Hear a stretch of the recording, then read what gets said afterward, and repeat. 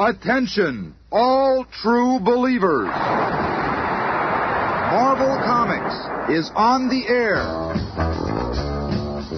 Out of the pages of the world's greatest comic magazine come the adventures of the Fantastic Four. This week's epic, the first tale in this new radio series, is from the original book of Marvel called The Fantastic Four Meet the Mole Man, the beginnings of which we shall witness in just half a moment. It's mid-afternoon in New York City. Through the din of midday traffic is heard a strange explosion. A symbol takes shape in the city sky, and a legend is born. Hey, look up there. What does that mean? Could it be an invasion? And high above the excitement and hubbub, one man holds the still smoldering flare gun. One individual who is somehow more than just a man. He is the leader of the Fantastic Four. This is the first time that I've had to use the signal, and I pray it will be the last. In another part of Manhattan, Susan Storm is having tea with a society friend when she hears... Sue, look out there. What? That symbol in the sky. What do you suppose it means? Oh, I'm sorry, Jackie. I have to go now. What? But we haven't even started our lunch. So it's happened at last. I must be true to my vow. There's no turning back. She's gone. But how? It's time for the world to meet the Invisible Girl. And at the same time, in a men's clothing store downtown... I'm sorry, sir, but we don't carry anything large enough to fit a man of your stature. Bah! Everywhere I go, it's the same story. I'm in a world too small. Say, look in the sky. That bright red symbol with the number 4 inside. Huh? What can it mean? Let me see that. The time has come. Out of my way! What? Why do they build doorways so narrow? Holy smokes, a monster. Officer, do something. Halt! Halt or I'll shoot! I warned you! What am I supposed to do? Your people are so friendly. You see that? He'll get that manhole cover out of the ground with his bare hands. Take my special underground express route. There's so many tunnels under the city, and this is faster than subways. Quieter, too. This ought to be far enough. There's no opening above. I'll just have to make an opening. A monster came up out of the ground. It don't look human. We're being invaded by Martians. Call out the army. Oh, we're being invaded. Invaded? Well, before we make such a decision, let's observe another scene at Swanson's garage. We got her purring like a lamb, Johnny boy. Good, that's the way it should be. There's only one thing I like better than working on cars. What's that? Hey, look. What's that in the sky? That's my cue. Flame on. Hey, Johnny, what's happening to you? Remember me saying there's only one thing I like better than working on cars? Well, this is it. The figure which just seconds before had been Johnny Storm is now the Human Torch, flying through the skies like a flaming meteor. Red Dog Base to Squadron Leader. Scramble alert.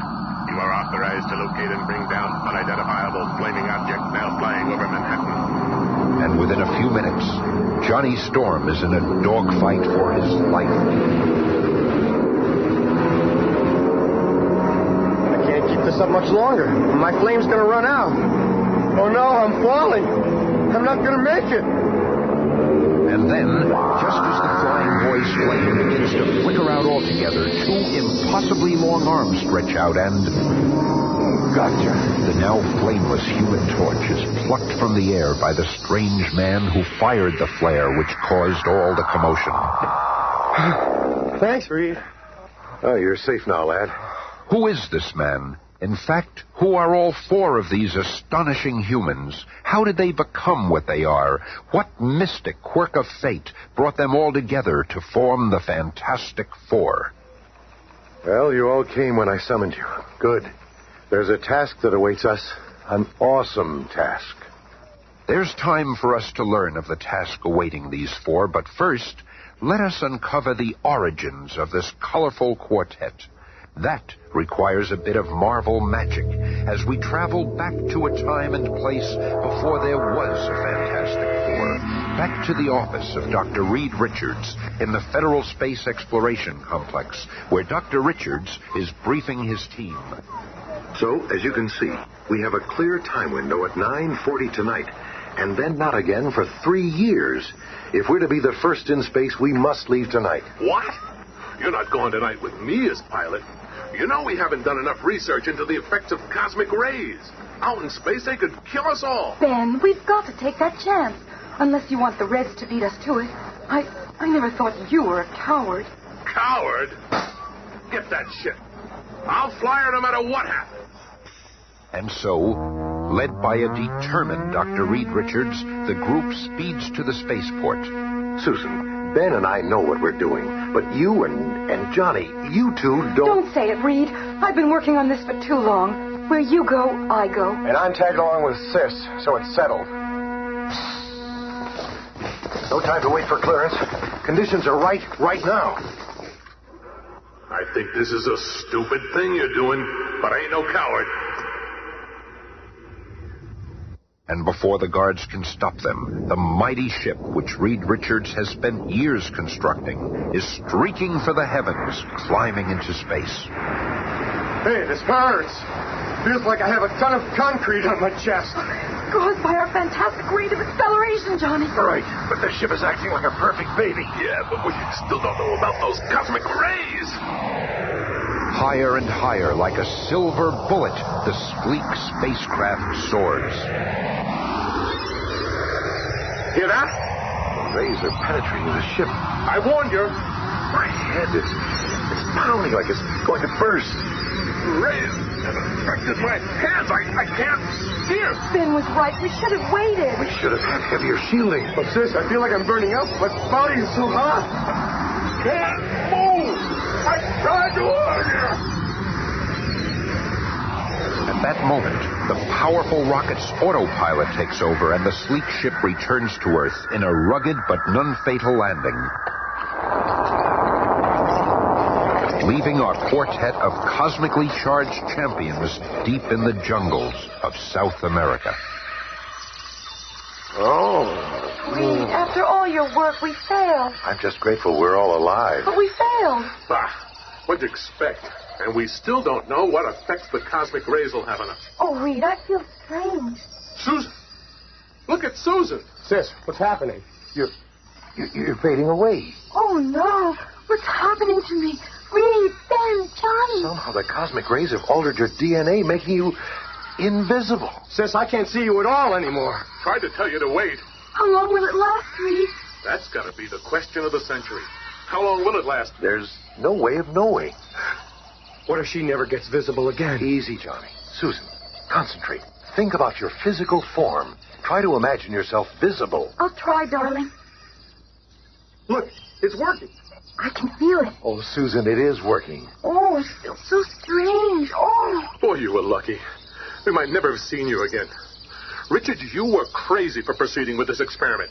How do you know she won't turn invisible again? Oh, Ben, I'm all right now. Oh, sure, you're okay now, but what about a minute ago? And what's going to happen to the rest of us, wise guy? Ben, I'm sick and tired of your insults and complaining. I didn't purposely... And I'm sick and tired of you, period, Bub. In fact, I'm going to paste you one right in that smug face of yours. I've been wanting to do this for a long time. Ben, wait, Ben. What's happening to him, Sis? I don't know, Johnny. His skin is cracking. He's turning into orange rock. Wait, Ben. Don't try to talk yourself out of this one, Doc. I'm going to nail you. He pulled that tree right out of the ground. He's turning into some kind of thing.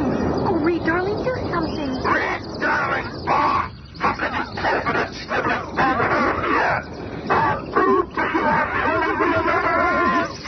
Oh, no, you don't. You've had this coming for a long time, Ben. Oh, Reed, not you, too.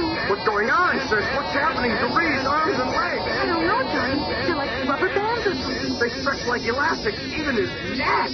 What am I doing? What's happened to me? What's happened to all of us? You've turned into monsters, all of you. It's those terrible cosmic rays. Look at me. They've gotten me, too. My body's beginning to blaze. And I'm lighter than air. I can fly. Oh, wow, I can really fly. Oh, Johnny. Johnny. It's okay, sis. I just feel a little warm, that's all. Minutes later, Johnny Storm's flame has subsided, and he returns to the others. Together, they watch a small brush fire which started burn itself out. And then they stand silently, each absorbed in his own startling thoughts. We've changed, all of us. We're more than just human. Listen to me. You too, Ben. Together we have more power than any humans have ever had. Why, we... You don't have to make no speech, big shot. We understand. We gotta use our power to help mankind, right? Right, Ben. I'm going to call myself the Human Torch. I'm with you all the way. Count me in, too. I'm the invisible girl. I guess I ain't Ben Grimm no more. I'll be what Susan called me.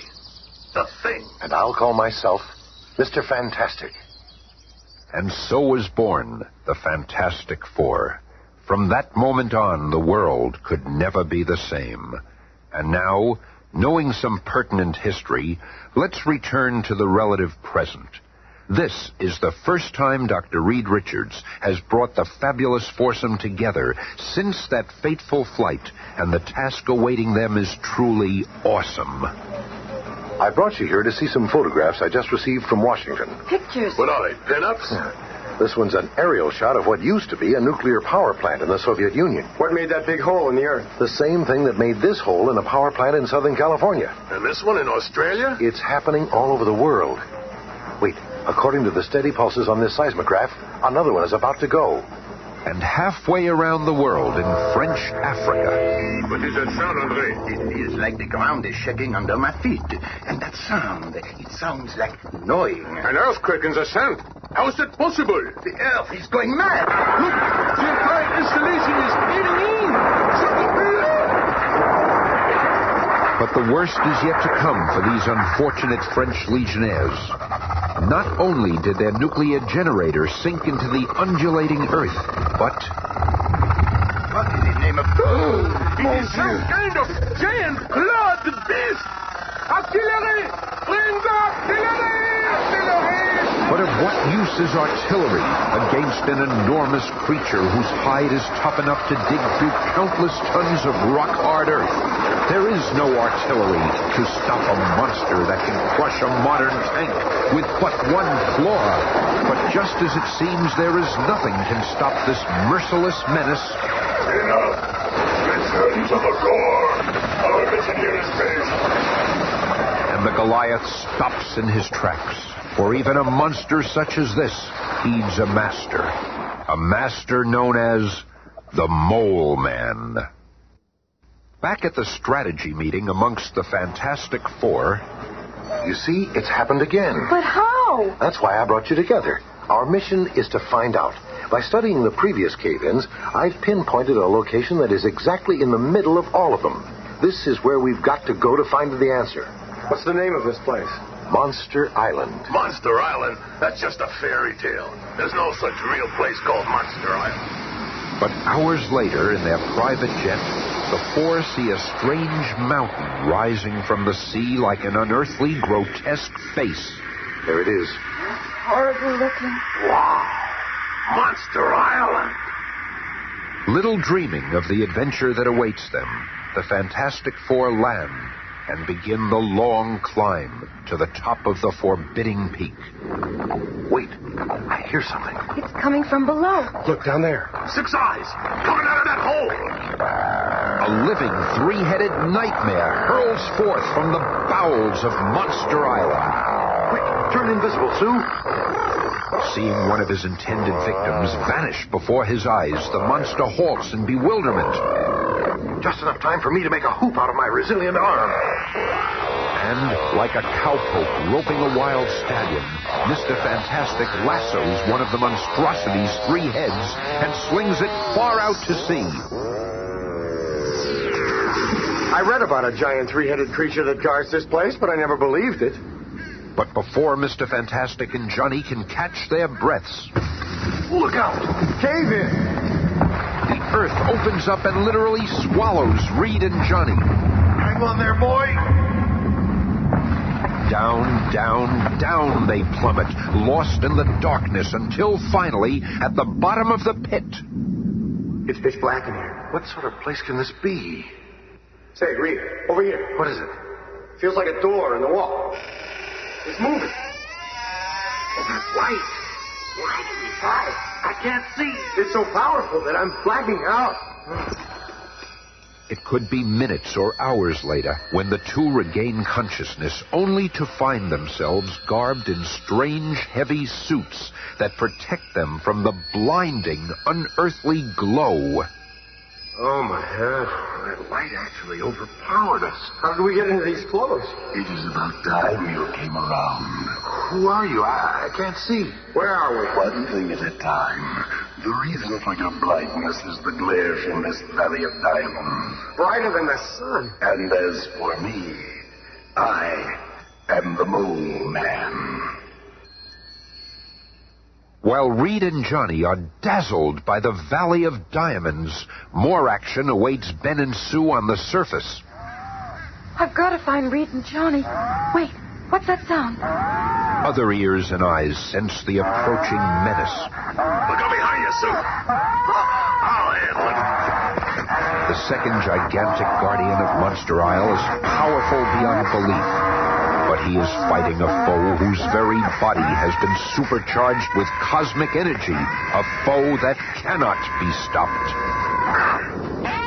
You've done it, Ben. You've beaten him. What'd you expect?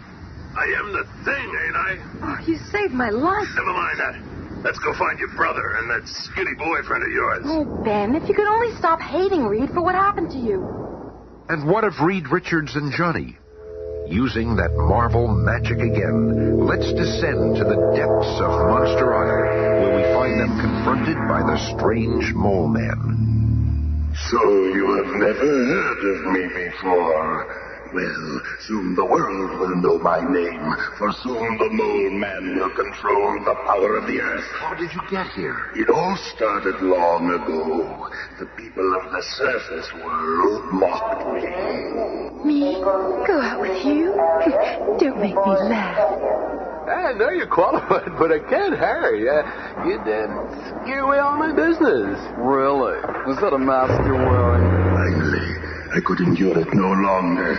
I resolved to find a place of my own, the legendary world at the center of the earth, a world where I could be king. And then, when I had almost abandoned hope,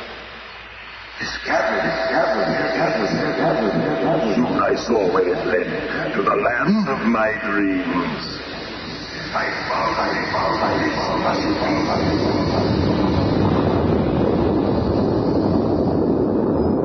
The sudden shock of my outcry in that blue, silent cavern caused a violent avalanche.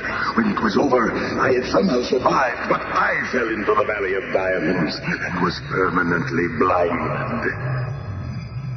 That was the last of my misfortunes. My luck has changed as I mastered the creatures down here, made them do my bidding. With their talents, I carved an empire out of the earth's core. I conquered everything around me. I developed the ability to deal with the dark and the blindness. Here, take this pole. Try to hit me with it. What do you mean? Go ahead. Take a swing at me. Again. See? I have radar like a bat. I am able to evade whatever danger approaches me and return the attack in kind. Reed, you okay? He's not hurt.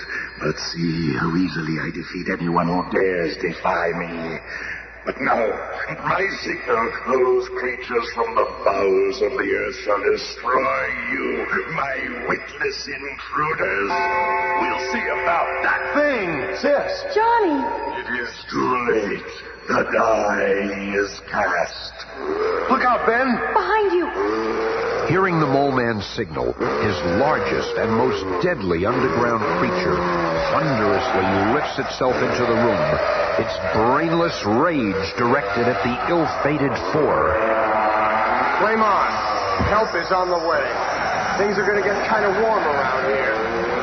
Back and forth like a flaming hornet, the Human Torch buzzes the gigantic creature who tries to grasp the frantically flying youth.